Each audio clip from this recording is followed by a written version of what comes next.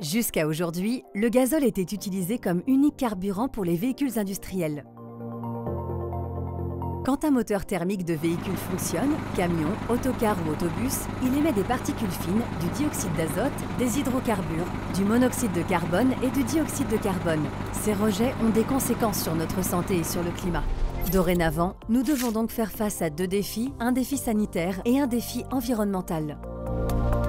Les émissions de particules et de dioxyde d'azote causent environ 100 000 décès chaque année en France. Cela représente 17% des causes de mortalité. Depuis 2014, tous les camions, autocars et autobus doivent être conformes à la norme Euro 6. Cette norme permet de limiter entre autres les émissions de particules et de dioxyde d'azote. Dès 2011, Scania a introduit sur le marché les premiers moteurs Euro 6. Il en était le précurseur parmi les constructeurs de véhicules industriels. En 2016, un système de classification des véhicules est mis en place par le gouvernement, la vignette Critères. Elle classe les véhicules en 6 catégories en fonction des émissions de polluants qu'ils émettent. Plus le chiffre est petit, plus le véhicule est considéré comme propre. Depuis le 1er janvier 2025, les vignettes Critères sont utilisées dans une quarantaine d'agglomérations de plus de 150 000 habitants. Pour répondre au défi environnemental, l'accord de Paris en 2015 a fixé pour objectif d'éviter un changement climatique dangereux en limitant le réchauffement de la planète à 1,5 degré d'ici 2050.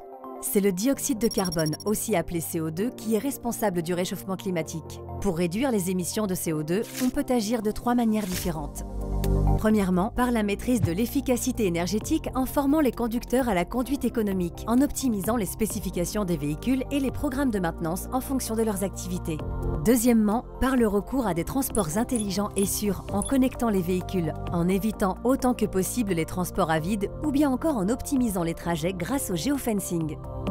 Et troisièmement, par l'utilisation de carburants renouvelables et de l'électricité, en remplacement des énergies fossiles. L'analyse du cycle de vie, qu'on appelle encore ACV, permet d'évaluer le pouvoir de réduction de CO2 de chaque énergie, de son extraction à son utilisation finale. Elle prend en compte 4 phases: l'extraction de l'énergie, sa production, sa distribution, puis son utilisation.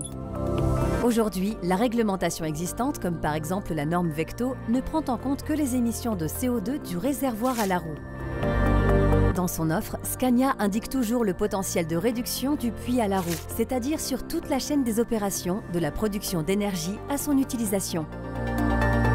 Aujourd'hui, Scania confirme son positionnement en proposant la gamme la plus large de solutions renouvelables du marché: biodiesel, biogaz, bioéthanol, HVO et électrique.